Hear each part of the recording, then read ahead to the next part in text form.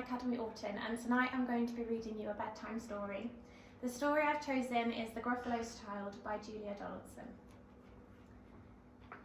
The Gruffalo said that no Gruffalo should ever set foot in the deep, dark wood. Why not? Why not? Because if you do, the big bad mouse will be after you. I met him once, said the Gruffalo. I met him a long, long time ago. What does he look like? Tell us, Dad. Is he terribly big and terribly bad? I can't quite remember, the Gruffalo said. Then he thought for a minute and scratched his head. The big bad mouse is terribly strong, and his scaly tail is terribly long. His eyes are like pools of terrible fire, and his terrible whiskers are tougher than wire. One snowy night, when the Gruffalo snored, the Gruffalo's child was feeling bored. The Gruffalo's child was feeling brave, so she tiptoed out of the Gruffalo cave. The snow fell fast and the wind blew wild. Into the wood went the Gruffalo's child. Aha! Aho! A trail in the snow. Whose is this trail and where does it go? A tail poked out of a log pile house. Could this be the tail of the big bad mouse? Out slid the creature, his eyes were small, and he didn't have whiskers, no, none at all. You're not the mouse. Not I, said the snake. He's down by the lake eating Gruffalo cake.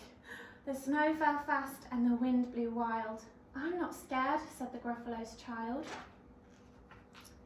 Aha, aho, marks in the snow.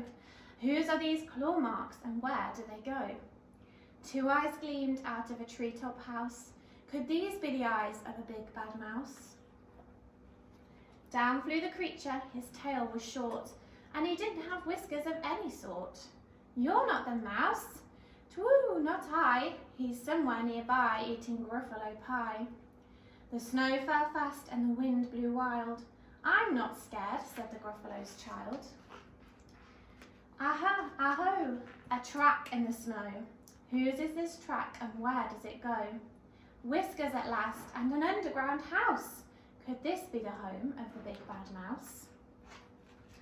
Out slunk the creature, his eyes weren't fiery, his tail wasn't scaly, and his whiskers weren't wiry. You're not the mouse. Oh no, not me. He's under a tree drinking Gruffalo tea. It's all a trick, said the Gruffalo's child as she sat on a stump where the snow lay piled. I don't believe in the big bad mouse. But here comes a little one out of his house. Not big, not bad, but a mouse at least. You'll taste good in a midnight feast. Wait, said the mouse, before you eat, there's a friend of mine that you ought to meet. If you'll let me hop into a hazel twig, I'll beckon my friend so bad and big. The Gruffalo's child clenched her fist. The big bad mouse, so he does exist. The mouse hopped onto the hazel tree. He beckoned and said, just wait and see. Out came the moon, it was bright and round. A terrible shadow fell onto the ground. Who is this creature so big, bad and strong? His tail and whiskers are terribly long. His ears are enormous, and over his shoulder he carries a nut as big as a boulder. The big bad mouse, yelled the Gruffalo's child. The mouse jumped down from the twig and smiled. Aha, aho, prints in the snow. Whose are these footprints and where do they go?